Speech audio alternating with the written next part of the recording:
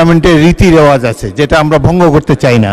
কথা বলার অনেক সুযোগ আছে, রাষ্ট্রপতির ভাষণ আছে, বাজেটের ভাষণ আছে। এখন অনুগ্রহ করে যেটি ছাপা হয়েছে, সকলের কাছে বিতরণ করা হয়েছে, সেটাই আপনাকে পড়তে হবে, এটাই নিয়ম।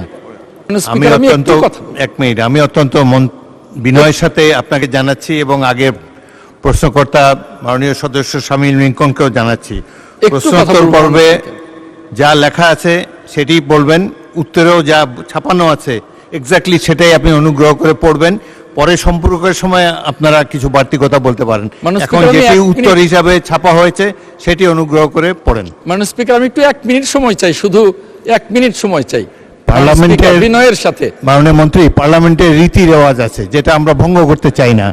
কথা বলার অনেক সুযোগ আছে, রাষ্ট্রপতির ভাষণ আছে, বাজেটের ভাষণ আছে।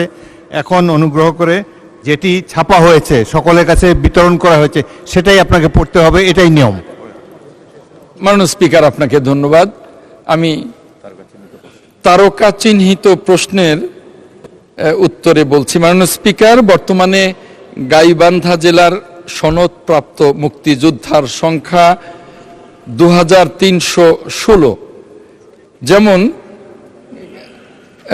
গাইবান্ধা সদরে 438, গোবিন্দগঞ্জে 271, পলাশবাড়ি 176, ফুলছড়ি 327, সাগাদা 635, সাদুল্লাপুর 194, সুন্দরগঞ্জ 275, মোট 2316। মন্ত্রী, অনেক সদস্য প্রশ্ন করেন কিন্তু দীর্ঘ উত্তর থাকলে তারা তাদের প্রশ্নটি উত্থাপনের সুযোগ পায় না। তো অন্যান্য সদস্যদের প্রশ্নের উত্তর যাতে দিতে পারেন পর্যাপ্ত সময় থাকে, সেজন্য আপনার উত্তরটি পঠিত বলে গণ্য করা হলো।